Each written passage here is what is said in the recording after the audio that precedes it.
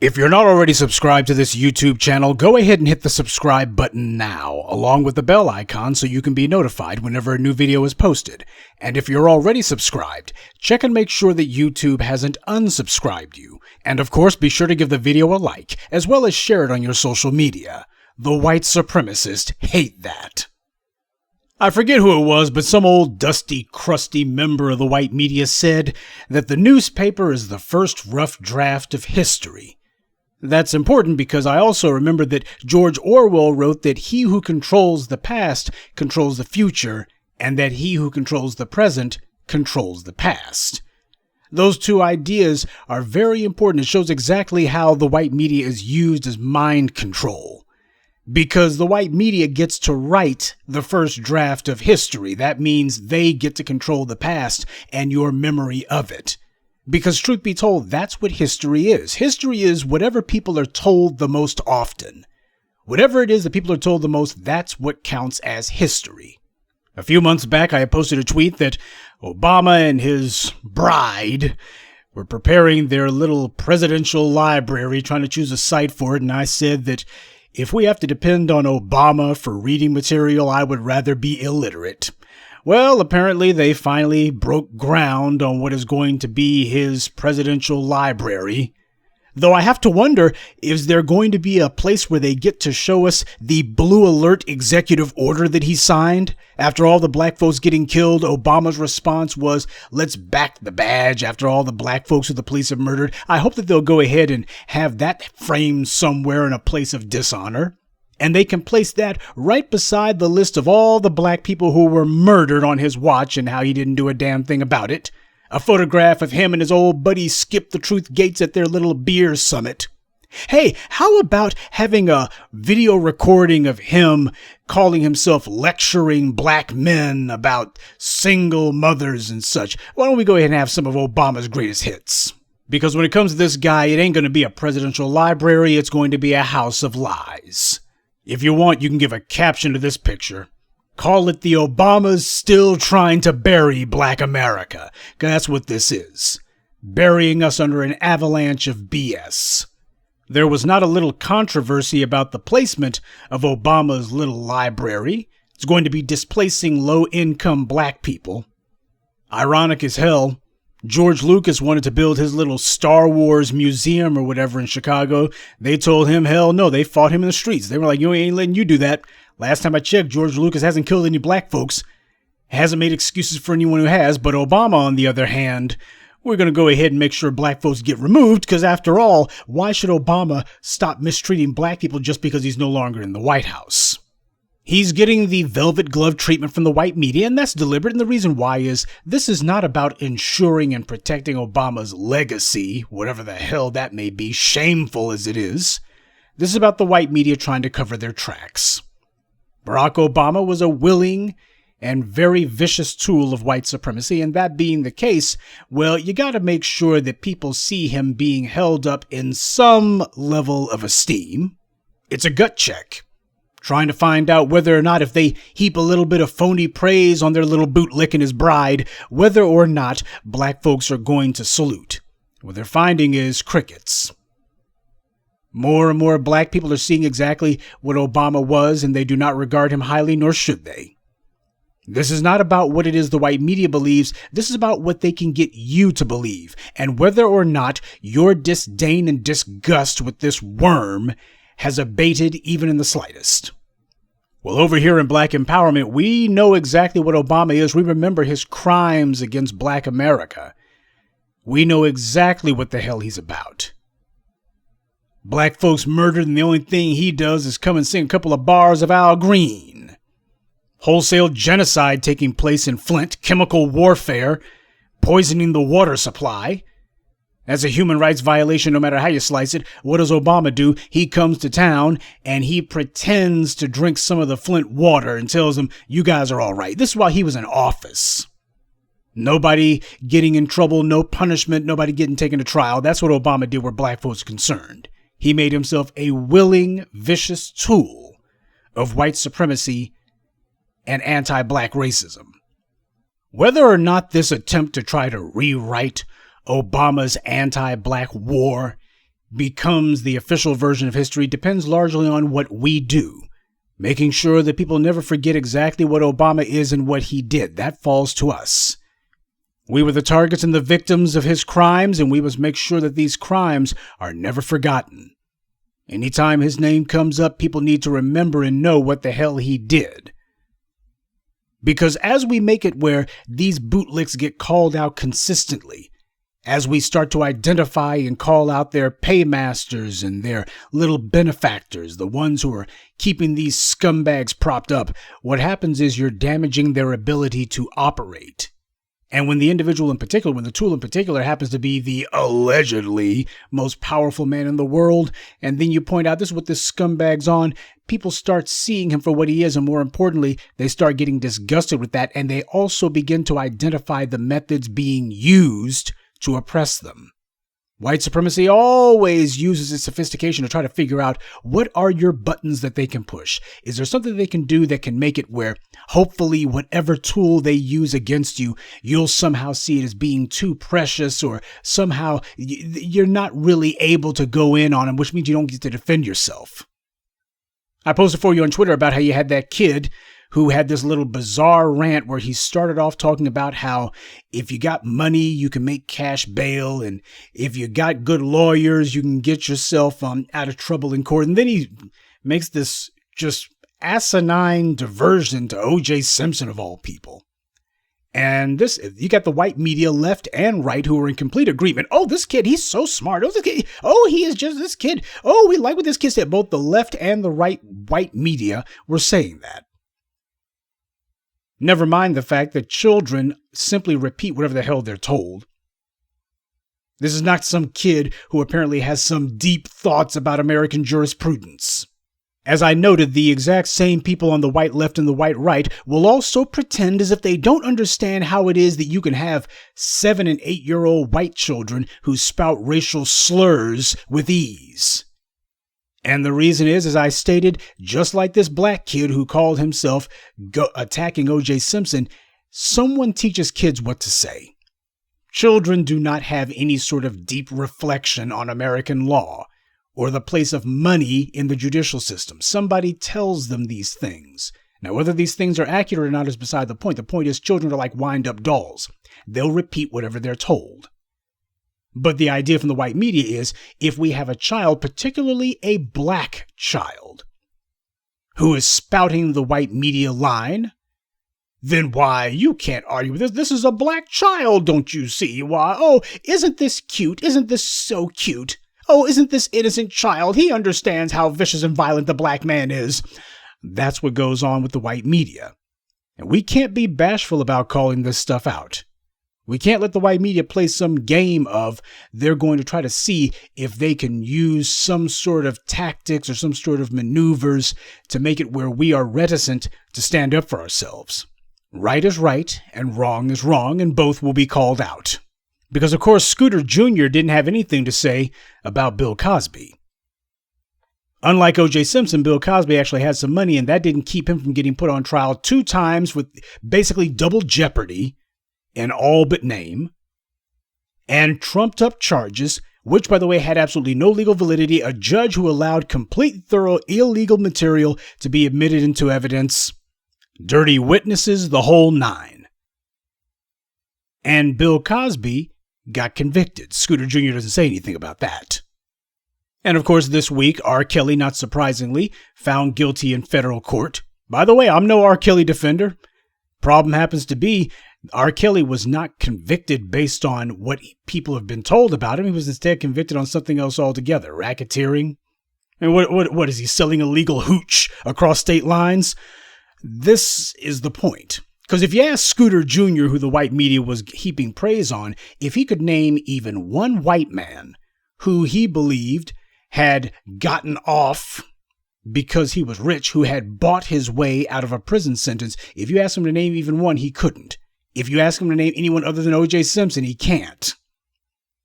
Oh, the white media wants to make sure that if anybody talks about people who get off the hook, who should not have beaten the rap, well, we want to make sure that they hear O.J. Simpson. Meanwhile, we're pointing out police, white cops murdering black folks all day long, and they got the Fraternal Order of Police and various white supremacist groups, formal and informal, who are bankrolling their defense, and nobody ever says, hey, these are examples of people buying their way out of a prison sentence.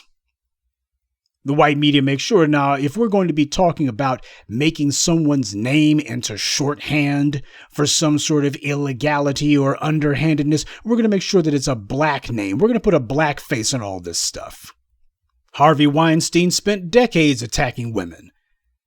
That guy's rich, but Scooter Jr. didn't say anything about that, and the rest of the white media doesn't bring that up either.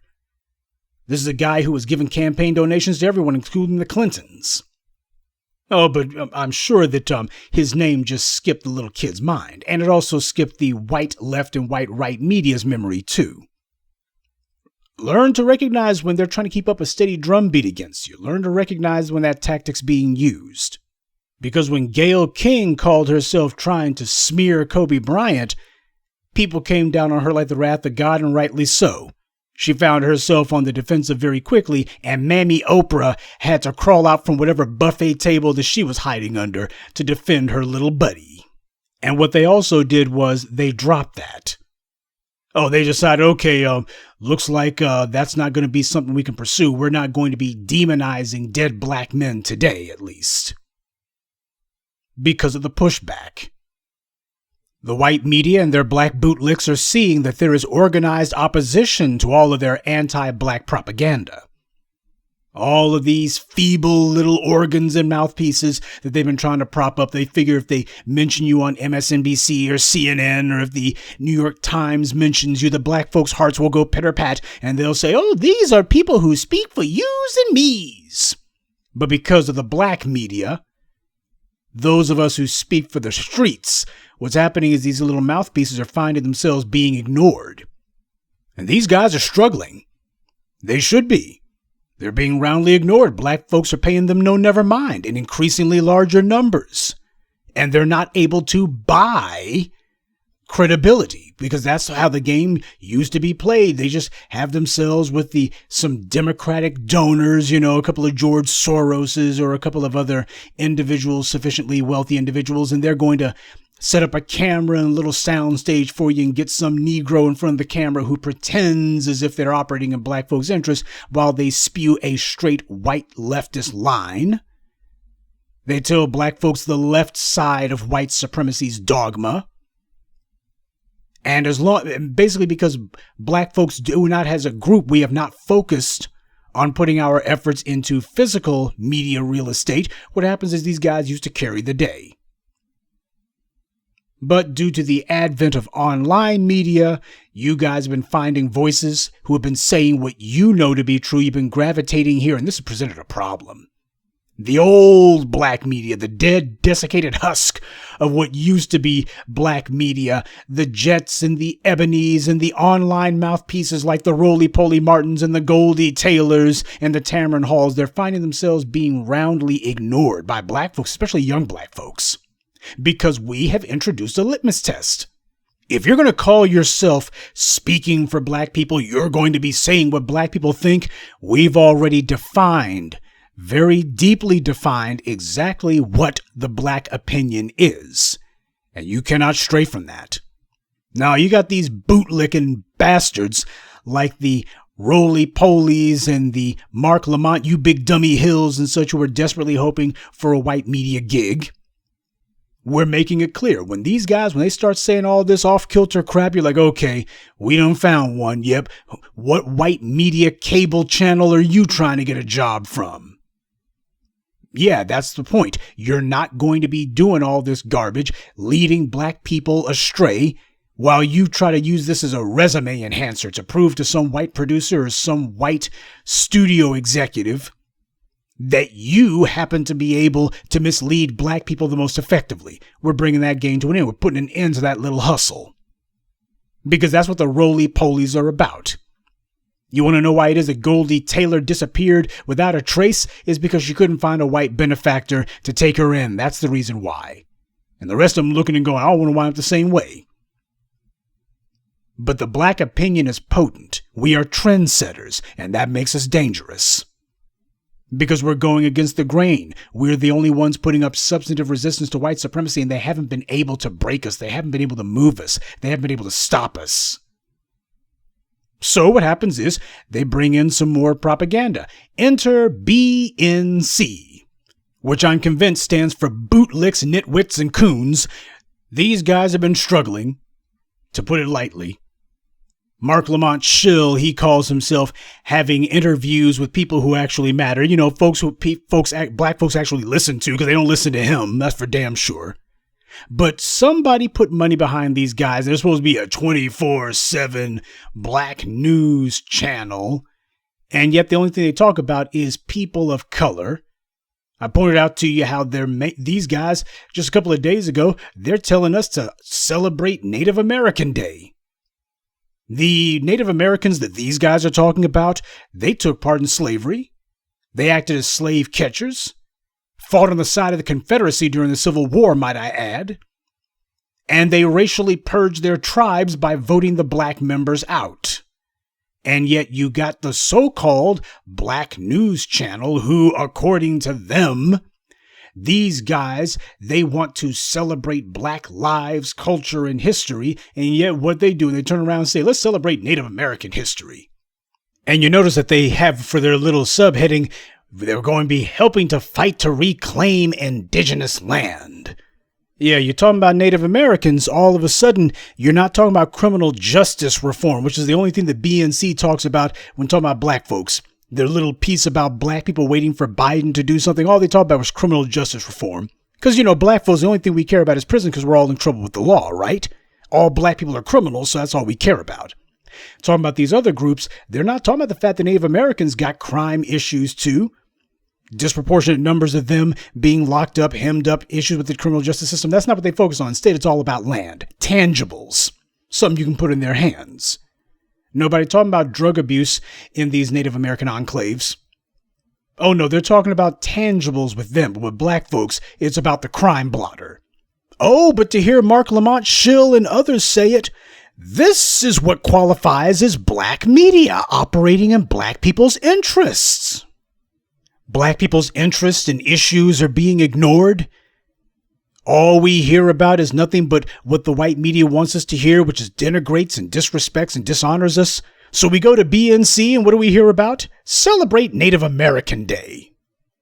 How the hell is this any different than CNN or MSNBC? This is the TV1 hustle all over again. TV1, when they first came on, they were trying to promote themselves as being the antidote to BET. Oh, all that buffoonery that BET does. We don't do that here. They did the same crap that BET did. They're just trying to find a way to slowly pivot. In fact, nothing slow about it. They were going to just pivot so they can make themselves friendlier to white corporate interests until they eventually sell to them. Because that's what it's about. You try to corral black people by saying, we're operating, this is a channel for you. This is an operation, this is an outlet that's saying what you want to be heard. And then as soon as they think they've tricked enough black folks into listening to them, okay, Ford or GM or Microsoft or whomever who wants to buy us, we're ready for a sale. That's all that's going on here. This is supposed to be your black news channel. Now, because of the work of the real black media, the actual black media, not some front white media group, what's happened is there's been enough pressure put on them now. They're having to, at least once every blue moon, they had to do a one and done story about Joe Biden's promises that he ain't delivering on. And even their little headline for their video was a complete and thorough lie. Black community waits on Biden to deliver on promises. No, ain't nobody waiting on Biden to deliver on promises because we know that he's not going to. Nobody's waiting. And secondly, Biden's not keeping no dang promises. It should be Biden has broken all of his promises to the black community. But as I pointed out to you on my video about BNC. For those of you who want to see it in the archives, it's white media keeps throwing money at discredited bootlicks. You go to their channel, you go to their website, and what they do is they do nothing but talk about Joe Biden, how the sun shines out of his backside, and black folks need to support Biden's agenda. You can go to their website, and that they got that crap. They're a clumsy front for the DNC. So when it comes time with their backs to the wall and they can't deny that Biden's broken all of these promises, to the few black folks who were dumb enough to fall for his line of crap, what the black media said turned out to be true. What a surprise. Biden ain't doing nothing. Here we are 9 months in. Everybody else has gotten some black folks waiting on Biden to deliver on promises. And that's what they say. They soft shoe around it. The black community waits on Biden to deliver on promises. This is supposed to be your black media. I thought the entire purpose of having journalism was to hold power to account. They're not holding anything or anyone to account. No, the best that they would do is one lonely little 5-minute piece where they say the black community is waiting and people are getting impatient. Biden needs to come through. Folks are getting impatient. As far as they're concerned, that's what they're going to do, lip service. Oh, we know that you guys out there getting called out by the black media and black folks are saying, yep, this is what Biden's about. And they know that this is building, especially next year, is going to be a nice little report card for the failure of all of this left-wing propaganda to fool black folks into waiting on some wretched little wrinkled up white supremacist. But these black bootlicks telling folks that we're waiting on Biden, that is a bald-faced lie. But it just goes to show that these bootlicks for the white media, they can't figure out what lie to tell. They don't know whether to spit or go blind. Because as I posted for you earlier today, you had the Griot owned by Byron Allen. By the way, we're still waiting for him to benefit us with all of these courtroom wins of his. I'm sure that the benefits are coming any day now. But Byron Allen's Griot website had a little opinion piece, I guess, called Biden's Agenda to Build Back Better Secures Future for Generation Z. They actually had the nerve to put something up that said that Biden's agenda secures future for Generation Z. Now, this propaganda piece was written by a woman named Haley Taylor Schlitz. We'll get to her in a minute.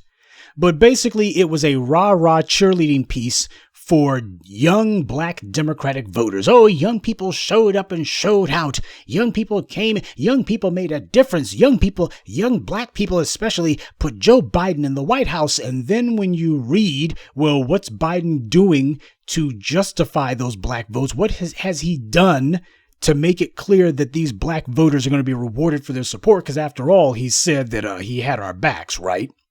You read the article and it's nothing but Biden is moving forward his agenda. He has proposed. He has proposed. He has proposed.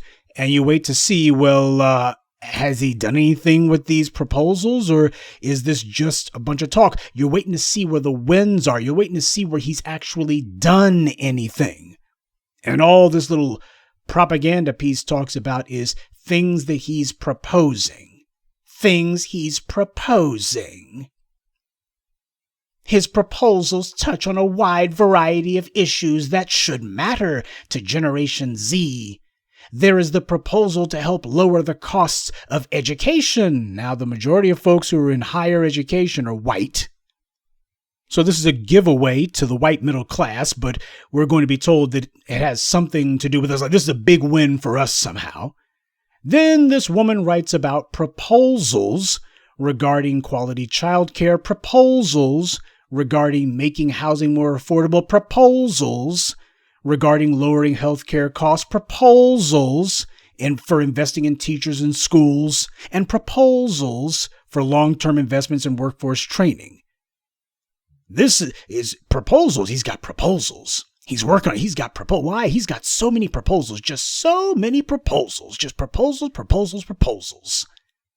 It's pathetic. The headline makes it a fait accompli that Biden's Build Back Better agenda secures future for Generation Z, as if it's already been done. As if he's already done it. And he hasn't. And it's not until you look at the bio for this Haley Schlitz woman that you see why it is that she's sitting here lying through her doggone teeth.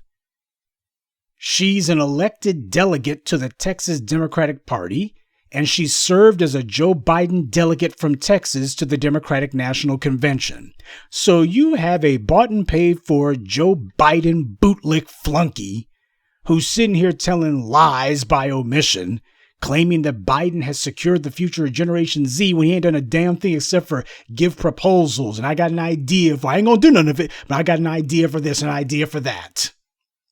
And this is what the griot puts up because they don't have anything that they can point to and show what Biden's actually done. So they're sitting here still running in circles talking about, oh, he's got proposals. He's got proposals. Ooh, proposals. He's thinking about the black community. He's thinking about us. Think about us. Yeah, what about that police accountability commission? Supposed to be the presidential level. He punted it to Congress, and Nancy Pelosi just punted it out the door. What about the lift every voice and sing proposal? You ain't heard about that, and you're not going to. The entire point of bringing it up was just as trial balloons to make you think that something was going to happen. And the black media told you he ain't going to do a damn bit of it. Not one of it. None of that's going to happen. As soon as he gets elected, it's going to be, who the hell are you niggers over here? Get off my lawn. Don't you? I've got all of these. I've got all of these immigrants and Latinos and Asians and LGBTs and white women to take care of. I can't do anything for you. It's just not feasible. Just not feasible. I have to win the midterms and then get reelected. And then win the second term midterms. And then you got to make sure that Kamala gets elected. That's the game. They're trying to get you on that treadmill. That's the entire point. It's a very simple exercise in deception. Get you on the treadmill to nowhere. But this is supposed to be the black bootlicks. We got these guys in knots. We got their little pinheads tied in knots.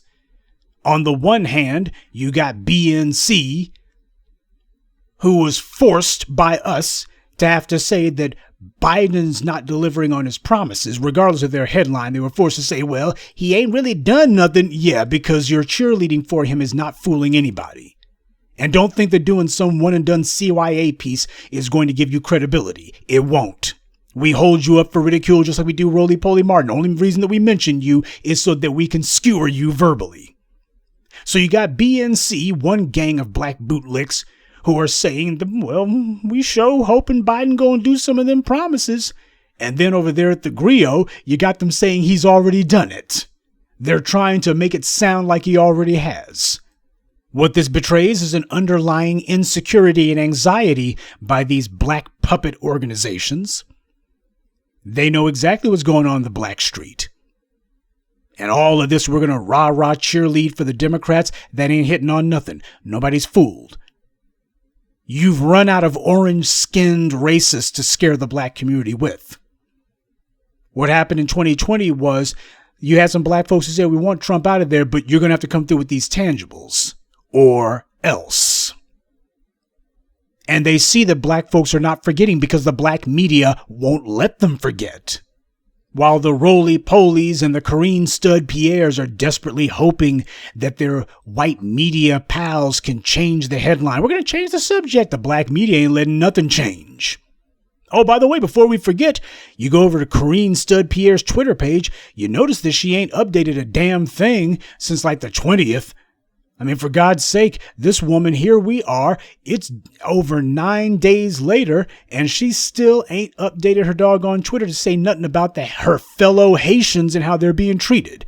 This woman, usually the most that she would go is 3 or 4 days between tweets. And now here we are, it's 10 days, and she ain't got nothing to say. Yeah, that's because she knows the second she sticks her head up, everybody's going to be coming at her saying, now about them Haitians. Haven't we moved on from the Haitians? See, yeah, all of that cutthroat dirtbag behavior that they're used to at home, where it's every man for himself and you just step over the dead bodies of the people, of your own neighbors and friends. That's a little game that they thought was going to be played here. What's happening is the black media is making it where now you don't get to play that. We speak truth to power.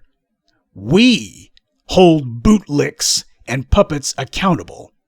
We make it where they don't just get to commit their crimes and then saunter off because Jake Tapper or Joe Schmo Scarborough or whatever other white mouthpiece on cable or in the news and media, they're not going to ask the tough questions. That's okay. We do. And we don't need to have these bastards actually come into an interview or talk to us at all. In fact, we prefer it this way. Because the only thing that a joke read would do if you talked to her was tell a bunch of lies. That, or she would just go, I don't know, I don't know, I don't know. She would plead ignorance, which in her case probably ain't a lie. She don't know nothing. But the important thing is that we tell you who they are, what they've done, and we make sure that you understand. You do not trust these people. You do not listen to these people. These guys work for white supremacy, no matter what kind of rhetoric they may say. As I've always taught you, the purpose of media is to promote a value system. That's the purpose of the media. Any sort of media outlet that exists, it's to promote a particular value system. But who gets to decide what that value system is? The reason that I call them the white media is because a media is defined by who owns it, who controls it, and whose interests they operate in. You know damn well that BNC ain't owned by black folks. The only black folks who have anything to do there are employees sitting in front of the doggone cameras. Same thing goes for the griot. Byron Allen, he's basically a freaking auxiliary of whatever white media organization that he's trying to get some money from this week. Oh, and by the way, on a side note, notice how we ain't seen the A-dunce clowns singing Byron Allen's praises. No, he ain't the only one who's disappeared. The Joe Biden butt kissers from last year, they're not the only ones who are MIA. The A-dunce clowns, they're not singing Byron Allen's praises anymore. I guess whatever jobs they were hoping to get from him never materialized. So they ain't got nothing to say about him. But you see that the game is the same all around, whether it's roly-poly, or whether it's Mark Lamont Schill, or A-Dunce, or whomever, whether it's Simone Mammy Sanders lying on CNN about Biden's 94 crime bill. He put a $13 billion bounty on black people's heads. He bribed the states to change their laws to what he wanted them to be, and Simone Sanders is lying and claiming, oh, the states did that. Biden didn't really have anything to do with that. All of them looking for a job. Willing to cut black folks' throats, bury black people alive, just so they can get gainful employment. Because that's the only job skill that a bootlick has. The only skill that they have is kissing white supremacists' behinds. That's the only skill that the bootlick has. So of course they're going to be shameless with the lying. Why, when you're dealing with people who are this craven, this cowardly, and this corrupt, the competition is going to be fierce. You see, the broader your particular skill set is, the less worried you are about trying to get one particular job in particular and specific, because you got other things you can do. You got other places you can go. You can go to a lot of places. On the other hand, if your skill set is real narrow and, well, there ain't a whole lot of folk who necessarily are looking for some crusty, dusty moron like Joke Reed to kiss their behind, well, you just might have to be ready to cut a few folks' throats, because there's going to be a line of idiots who are just as ignorant and whose skills are just as limited or just non-existent as yours. And that being the case, the competition is going to be cannibalistic. And you'll be competing with each other to see who can tell the biggest lie with a straight face, who can dog black people out the most. Oh, if this is what this white media wants to hear, if the white media says they want to hear that black folks are responsible for crime, we're going to say that black folks are responsible for all crime throughout human history. And if they say that they want to hear that O.J. Simpson's a criminal, I'll say it 10 times a day. I'll say that O.J. Simpson killed President Kennedy. And that's what they're about, because they understand that's what the actual job is. The actual audience for the bootlick is not the black community or the people on the other side of the camera. The actual audience are their white employers. Well, that might be good enough for them, but it's not good enough for us. And no to the griot and to Miss Schlitz Malt Liquor and to the BNC crowd with your dying little YouTube channel and your little network that ain't nobody paying attention to. We're not going away. Do you think that all it's going to take is for you to have yourself a little on-air studio or your little sound stage wherever, and that apparently that's going to make black folks go, ooh, here's a little outlet. We're going to gravitate over here because they seem like they got something going. No, the black media is teaching our people to listen to the message. You got somebody who's showing up here and they kind of trying to pretend like they're talking like us.